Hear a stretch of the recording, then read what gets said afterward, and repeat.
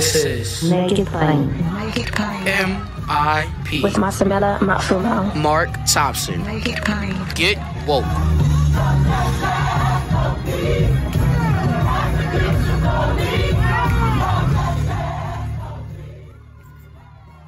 Welcome back, folks, to another one of our favorite segments and yours, Thursday Kos, with the founder of the largest online progressive community, the founder of Civiqs with a Q, the impeccable polling firm with a large sample size. Again, we want to remind you, you might want to get involved in Civiqs and become a part of it.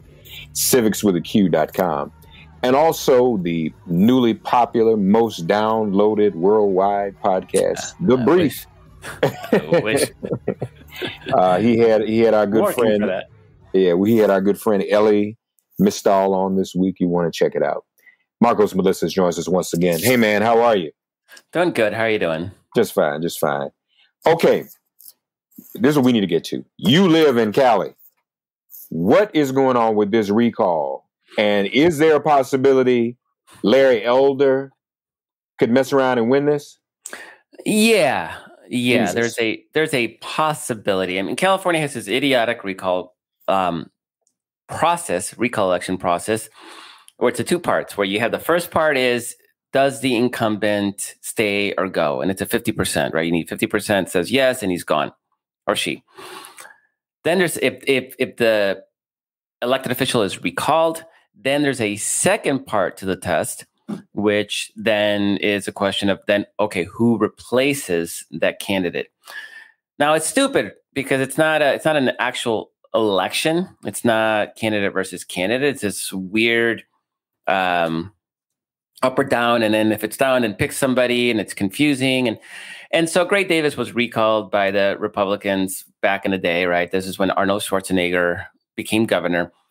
And Democrats had like 20 years to fix this thing, and they never did. So big part of it is on them. I just don't understand what kind of stupid thinking makes you think that this is not going to come back and bite you again.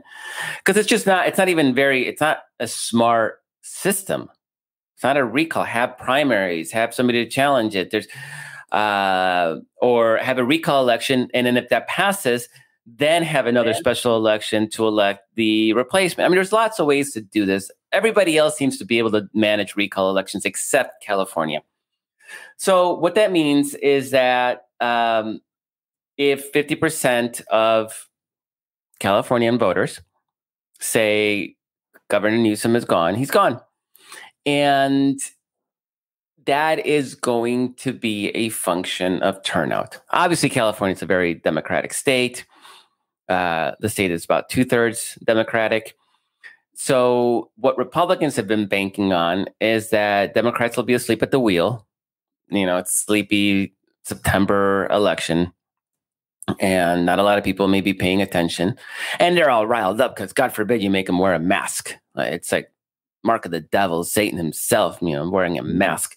Mm-hmm. So that's the case that they succeed.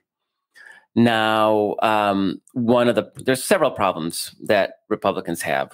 One is that it's still California. It's 2/3 Democratic. So they have to dramatically overperform Democratic performance. Now, we know the ballots are coming in. Oh, problem number two is that California is pretty much vote by mail. We all get our ballots, right? So even if you didn't know an election was happening, boom, there's a ballot at you don't actually have to show up and go somewhere to vote. So the ballot just shows up. And Democrats are returning the ballots at a 2-to-1 clip over Republicans. They are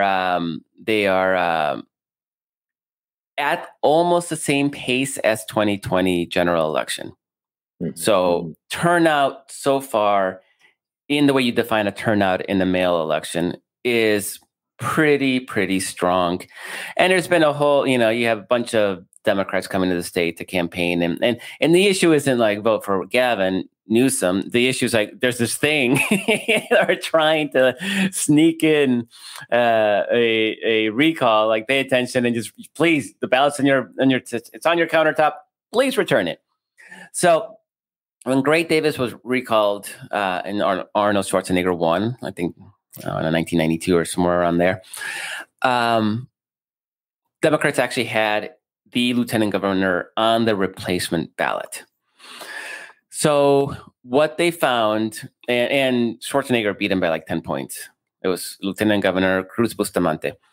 And what Democrats really realized is that there's almost no way to win the second part of the vote, because people vote no and then they walk away, right? I mean, right. So a significant number of people, because it's such a confusingly stupid system, doesn't make any sense, to try to educate people to vote no and then vote for this one other person is a very muddled messaging problem. It totally failed during Gray Davis. So this time around, they basically said, no, we're not going to have any credible people. It's up or down. It's either you turn out and vote for Gavin Newsom, or you're going to have a Republican QAnon radio host, crazy right-winger as governor of California. It'd be very temporary. He'd be swapped out next year. But that's the place where things are right now. And so am I worried? The polls show that the no vote is at 60%, but it's almost impossible to model out turnout because everybody's got a ballot sitting under a countertop. How do you model who actually fills it out and mails it back in or drops it off at a mailbox? Right now, like I said, Democrats are doing really well. And Republicans are actually trying to message for people that it's okay to vote by mail, which is actually kind of hilarious because they've been conditioned by Trump to think that voting by mail is the devil. And now they had this big problem that not only are there people really not turning in ballots, but they're going to depend on election day turnout. And to fund a get out the vote operation in a state as big as California is expensive. I don't know if they have the money. I don't think they have the money. So I think we win this, but it's not by any means assured. And there's an element of, oh crap, like this could get ugly really quick. Yeah. Well, I hope people are aware, and I hope there's enough media there in California. Is there a lot of local coverage on local media in terms of what could happen and who Larry Elder really is? I mean, there is. I just don't know who watches local media anymore, to be honest. I mean, I went to look just to see what was happening, but I mean, who's reading newspapers and watching the nightly news? So I'm not seeing it in my media sphere, but my media sphere is very anti-advertising. So I'm probably not the best person, but I know they're spending money. The money's being spent. So, and like I said, the turnout is very, very strong so far. It's tracking 2020 numbers, and that was a presidential election. So I'm hoping, and we're all Democrats are hoping that means that'll continue. Because you could always have the most engaged people like me vote early, because we're like, yeah, no, hell no, we're not going to allow this. And then the people that are harder to turn out, maybe they don't ever mail back their ballot. That's a real possibility, right? So we just don't know because this is such a stupid system. And I really can't believe we still have this. Now I may have missed something. Is this recall exclusively mail-in, or will people be going to the polls as well? They can go to the polls too. California is very hybrid. But anybody that has voted by mail will automatically get the ballot the next election. And last year, particularly because of COVID, right, everybody got ballots by mail. So the turnout that you're talking about is based upon mail-in ballots returned. And comparing them to where they were 2 weeks before the election in 2020, right? Like at the same period in time 2 years ago, or no? Yeah. Larry Elder. November 2020. More MIP after this message.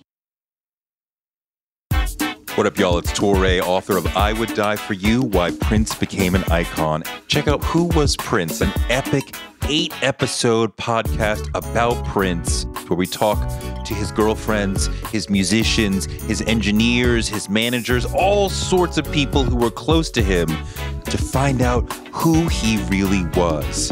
Follow Who Was Prince wherever fine podcasts are streamed.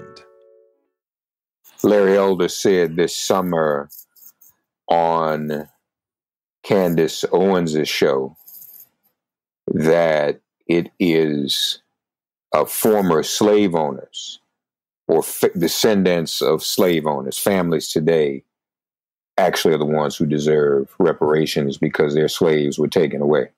What did Candace Owens? I saw his clip. What did she say? Well, I don't know, but I mean, I think we can hypothesize she probably agreed. Probably. Oh man, these people, you can't make them up anymore. Can't make them up. So, folks, please tell your friends and family not to take this one for granted. Please, please, please. Everyone get out. And Larry's also an anti-vaxxer too, right? He has vaccinated, but he has said that he would stop all mandates, mask and vaccine mandates. Okay. Yeah, no, California is doing great right now on the COVID front compared to Texas and Florida, and yeah, they would take what's been successful, and we're not even talking about shutting stuff down anymore, right? Stuff is open. We're talking about wearing a freaking mask, and these Republicans can't handle it. Yeah. You speaking of anti-vaxxers, you started something called the Anti-Vax Chronicles, haven't you? Yeah. So on Reddit, there's a forum, a subreddit called Herman Cain Awards, and you might recall Herman Cain was a Trumpy ally who died of COVID after attending that Tulsa rally that nobody showed up to. I don't know if you remember. Right, I remember. And because nobody wanted to show up because they were afraid of COVID, and then he shows up and dies of COVID, right? So the Herman Cain Awards, and basically what they're doing is they're going through Facebook and they're finding people who die of COVID and that were anti-vaxxers. So they have this long posting history of anti-vax memes and attacking liberals for wearing masks and fighting to get schools to drop their mask mandates. And then they get COVID and die. And sometimes they take out their whole families with them. And I'm absolutely just like, I'm addicted to this forum because every one of those deaths is so avoidable. And it blows my mind that, and these are people in swing states like Texas and Florida and Georgia, and we liberals are trying to keep them alive. And all we're saying is get this free jab, or at the very least, wear this mask. Mm-hmm. And these people can't do it. And they are killing themselves. Yeah.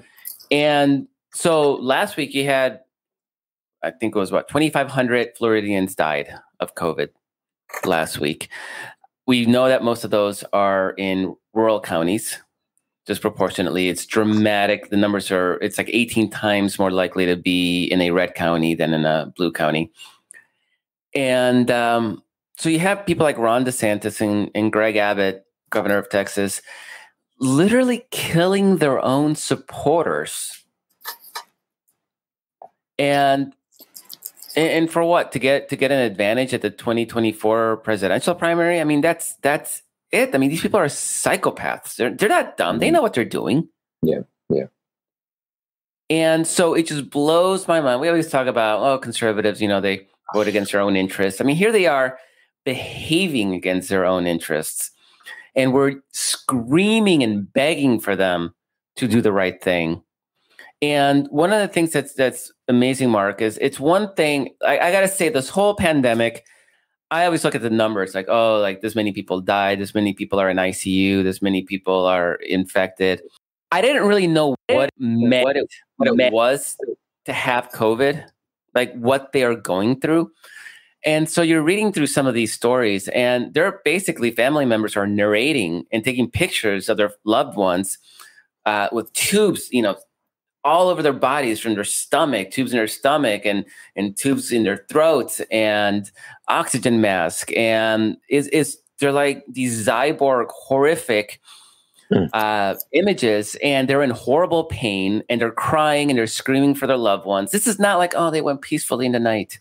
This is not like these people are like drowning. They can't breathe. It's almost feels like they're being waterboarded.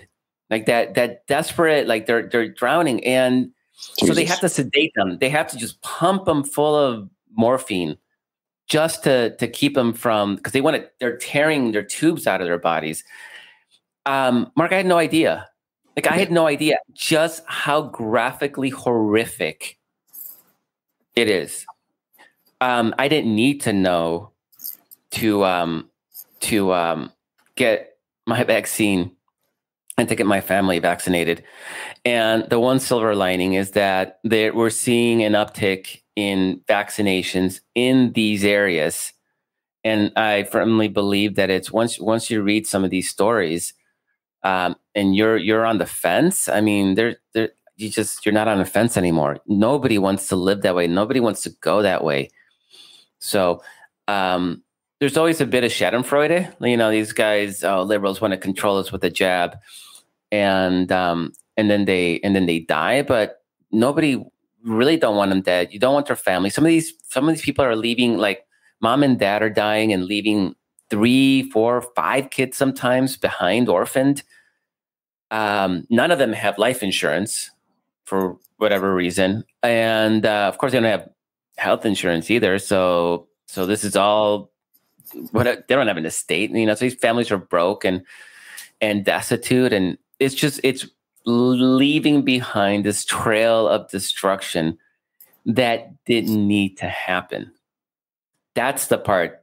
I mean, it was one thing when New York and New Jersey were on fire last year because there was no vaccine. Doctors didn't know how to treat it. There was no protocols. Right now, this is also avoidable. And so what I've been doing is I've been taking some of those stories and I've been sort of building little narratives about them on DailyKos just to spread. And I'm hoping people see this stuff and maybe pass it on to their loved ones, and maybe they'll go, "Oh yeah, I don't want to be that person." And there are people younger than you and me who are dying in their 30s and leaving young families. No, and those are some of the ones that don't have life insurance because you don't think about that right away. You know, at that age. Yeah. What people are going to have to understand quickly, I think, is that to think of all the people who've died, you know, it's not likely that those who are unvaccinated and dying in the name of Donald Trump and the anti-vaxxer movement are going to be considered martyrs. So many people have died. Most of the people who've died are just literally just going to be another name that's died during COVID with all the other thousands of names. Your loved one, your name or your loved one's name are not going to go up on a wall somewhere. They're not going to build a Vietnam memorial because you were an anti-vaxxer. And history is going to look back at this and say, yeah, you know, there were those who died unfairly, without anything, there were those who died before there was even a vaccine. But those who had access to something, I just don't get how they think that this is going to result in some glory for any of them any more than January 6th has resulted in glory for those who ran up on that hill. They think that it's only other people who are going to suffer. They keep trotting out like 99.9% of people don't die. Like they never think that they're going to be, and it's not even, those aren't even the numbers, but it's a minority of people, small number of people die of this disease. That is true. That doesn't consider the people who are damaged. They have lung damage and heart damage and liver damage and brain damage. But let's say that just death alone, like they don't think it's them. There is a deep religious component to this. These are evangelicals, right? Southern evangelicals, right? So they think God will protect them. And there's a lot of, they post these memes, and Facebook is the vehicle. Facebook makes this all possible. But they'll put these memes, I don't need a vaccine, I have the blood of Christ. Like that's all the protection I need. And maybe your Christ, inspired the scientists who invented the vaccines. Doesn't have to be one or the other, but it's very binary. And so they use Facebook and they use memes. And one of the things that's really interesting is they talk about like, do your own research, right? You'll see that a lot. Do your own research. But doing your own research, really, means posting stupid memes on Facebook, and then asking random people on Facebook, I got this cough and I'm not feeling well and I can't breathe. What do I do? And then somebody's like, well, you should boil the rinds of lemons and oranges, and then sip that until you feel better. So these people are literally boiling freaking citrus because they think that's going to cure them of COVID because some random person on Facebook told them to. That's doing their research. And you'll see this, Mark. And when I was doing my travels, I was in the Texas Panhandle earlier this summer, and which is one of the hottest hot zones in the country right now. And I was listening in to people talking, and there's a very big difference between people who know what they're talking about. And they said, I read that so-and-so and so. But people pushing back on those. And there was this family where this young woman was like, I read that. And I forget, it was something to do with the Delta variant, right? And there's three men who were like, well, I heard blah, blah, blah. Right? So it's heard. It's never I read that the Delta variant. No, it's I heard. I heard, right. And I think that's what doing their research really becomes. It's just like, what do their buddies say? That's doing their research, and it's getting them killed. It's literally getting them killed. So unnecessary. And for those I'm a minister, so all these folks pleading the blood of Jesus. See, my question is, do you plead the blood of Jesus when you have a headache or ache or pain, or do you take Tylenol and Advil? They go to the hospital. They all end up on vents. So they're, the science that they're railing against, and the experts that they're railing against for asking them to take vaccinations, they're happy to run to those people when they're actually at death's edge. I actually would respect them more if they didn't go to a hospital and live those convictions, but or even when they have that small ache or pain, where most people just take a Tylenol or an Advil, don't take that. But I bet you they take a Tylenol or Advil. Oh, I got a headache, I'm taking Tylenol. No, blood of Jesus. Don't take that Tylenol. Yes. If that's what it can be, blood of Jesus. If it's blood of Jesus, it's blood of Jesus all the time, right? It's that famous joke, right, where the preacher, there's a flood, and the preacher's, on a boat, and a boat comes by and says, "Let's go," and he goes, "No, I'm waiting for Jesus to save me," right? And the second boat comes in, the water's getting higher. "No, I'm waiting for Jesus." He's at the steeple, and the helicopter comes by. It's like, "No, I'm waiting for Jesus." He dies, goes to heaven, and the preacher's like, "Why didn't you save me?" And he's like, "What do you want me to do? I sent two boats and a helicopter." That's right. And this is what we're seeing happen in real time in these mostly rural conservative communities. Yeah. Well, and unfortunately, just to tie all this together, a lot of the anti-vaxxing we're seeing in the African American community is being led by conservatives. That's spilled over into some of our community. Mix that in with the Tuskegee experiment, and it's caused a lot of confusion. And I would just say to people that the Tuskegee experiment was very real.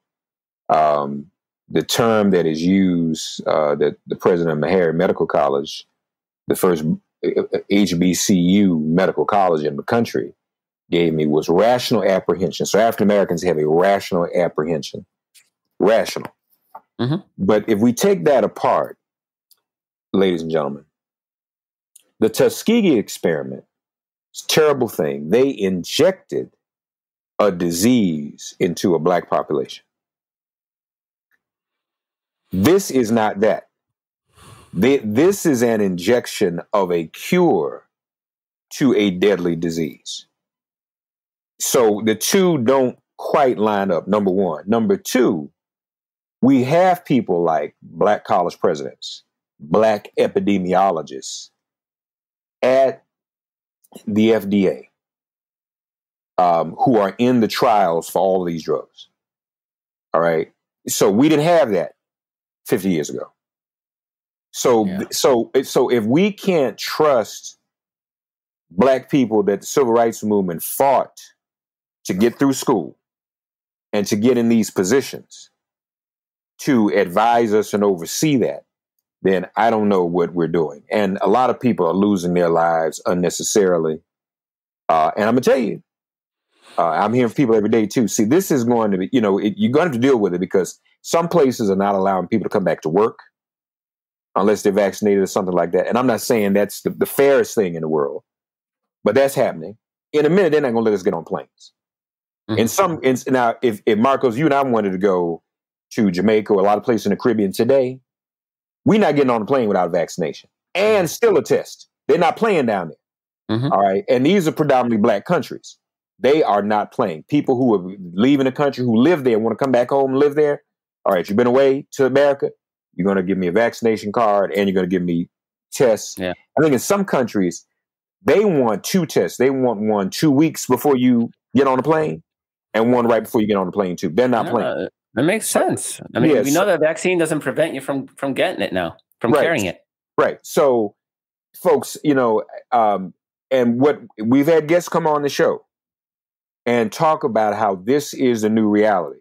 This is not the last pandemic we're going to see in terms of what we're dealing with in humanity right now.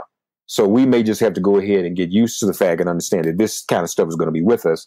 And so we have to make the adjustment. And whatever you may think, you think long and hard about the choice you're making between deciding, well, I don't want to, especially if you're black, I don't want to participate in another Tuskegee experiment. Whether that's the risk you want to take versus the risk of leaving your family with nothing and without you.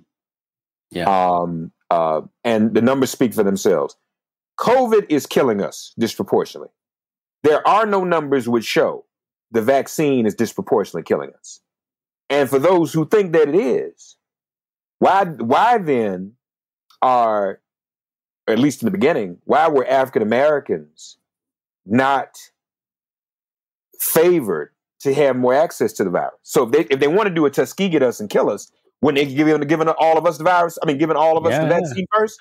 Following the suburbs. That's how I convinced the grandmother of one of my daughter's friends who said Tuskegee, and I said, well, they're vaccinating in this neighborhood. It's a black neighborhood.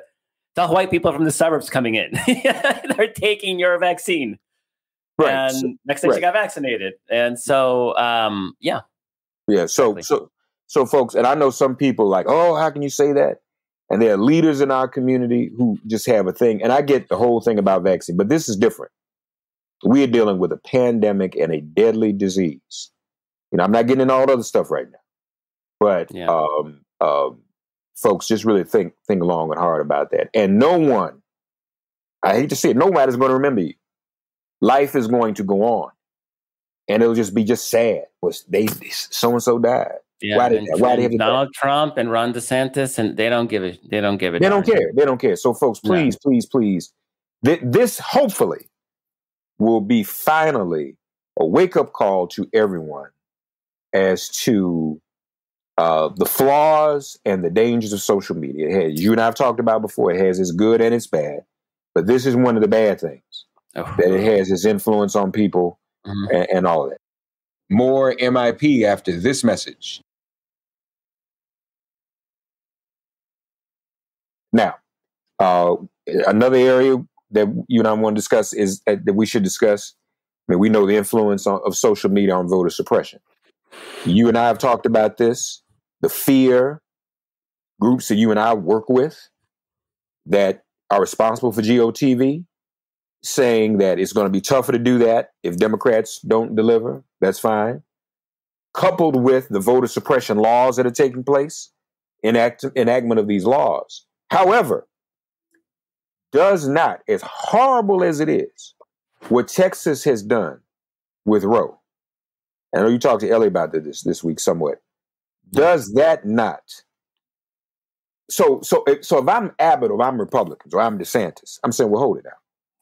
Should we do this? Because if turnout is already going to be low and we're suppressing the vote, do we really want to do anything that's going to mobilize more women than ever to the polls in 2022? Could that not be an unintended yet positive consequence for us? I think this Texas law was the dog that caught the car, metaphor, because there's actually a serious challenge to abortion rights that came out of Mississippi. And that one's the one that is expected to overturn Roe v. Wade officially, right? Right. I don't think Texas expected this thing to get through because it's such a ridiculously draconian, dystopian law, right? Paying bounties for people to spy on each other. I mean, for a group of people to talk about communists, this is the most communist freaking thing I've seen happen in this country in decades. So the hope is that this is no longer, from our side, it's no longer crying wolf, because it always seemed like Republicans, they would pass their anti-abortion laws to show to other people that they were fighting for their thing, fully expecting the Supreme Court to then invalidate that. And that's no longer happening. And in fact, the timeline has accelerated. And I think, unfortunately for Texas, it had happened in Texas the year before major elections where you're going to, both chambers of the Texas legislature are Democrats may win both of them. They got new districts coming. So a lot of this is still, we still need to look at the new districts. But the way that Texas is moving, the demographics are moving in our direction. Definitely, we have a governor's race that's going to be a top tier race next year. And now this is hopefully going to activate not so. When I talked to Elie Mystal of The Nation, he said, white women, 51% voted for Donald Trump, and yeah, that's true, absolutely. And those people, this is not gonna scare them away. What I'm looking at is the about 50 to 60% of young people who did not vote, because young people don't vote. This Texas law it's like a big deal on TikTok, on circles where these young Zoomers, I don't know what they call the generation after the millennials, but if millennials activate and they vote, then Texas is done. Texas flips on our direction. And since the Supreme Court looks to be on pace to leave it up to the states on abortion laws, literally the ability to have an abortion in Texas will be on the ballot, because if Democrats take the legislature, if they take the governorship, they can make it legal. So the stakes are huge next year. And yeah, for sure, I think Republicans have activated that nationally. Hopefully it's a kick in the behind. It's wake up. This is what Republicans have been telling us they wanted to do for decades. They finally did it. And they did it by stealing 2 Supreme Court seats. Mm-hmm. So if we can win next year's election, if we can get a few more votes in the House so we can get rid of the filibuster, then a lot of things, change. But there are a lot of headwinds, right? I mean, it's the same headwinds. Party in power always loses. Joe Biden's approval ratings are going down. He's definitely getting hammered right now. Afghanistan did him no favors. And neither has the fact that nothing has happened since that first stimulus bill way back, almost 6 months ago. And letting Joe Manchin and Kyrsten Sinema just tie things up and stymie, I think has been problematic and has hurt Biden. And so Democrats need to get their ass in gear. They need to deliver. I mean, we had a DailyKos Civiqs poll last month found that that only 30% of Americans gave Joe Biden credit for the child tax credit that they're getting every month, the stimulus checks, all that. 65% said that they had benefited from a government program, and only 30% gave Joe Biden credit. What's that about? I mean, we do a crappy job of explaining. And part of it is just partisanship, right? Like, you're not going to, if Donald Trump came in and gave me $1 million, I still wouldn't give him credit for it. Yeah, right. I think that's part of, I think there's that. But I think a lot of it is, Donald Trump put his name on the stimulus checks in 2020. Joe Biden didn't. Oh, we need the good government. No, you know what? You play the game they play. Yeah. If Congress has a problem with it, fine. Like, sign the bill that says you can't do that anymore. But they started it. So people are getting checks. Last check they got says Donald Trump. New check they get has some other random person's name that they don't know. I would probably yell in the Treasury. Right. And then how are they going to give Joe Biden credit? Yeah. So there's a lot of challenges, but we need to start delivering for people for sure. And you got to give people a reason for them to vote for Democrats. And then that would complement nicely the reason to vote against Republicans, which Republicans are making on their own. Yeah. Folks, check out the Anti-Vax Chronicles at DailyKos.com. Check out Civiqs with a Q.com. And also check out The Brief wherever you get your podcast. Do support it. As always, we're thankful to have with us on this Thursday. I'll make it plain for Thursday Kos. Once again, Markos Moulitsas. Markos, thank you, buddy. Thank you so much. Everybody stay safe, and see you next week. Thanks for getting woke and listening to Make It Plain. Please remember to listen, like, subscribe, and wherever you get your podcasts, please give the show a 5-star rating. And please do spread the word. Let's all continue to pray for each other during this pandemic and this police-demic. If all hearts and minds are clear, it has been made plain.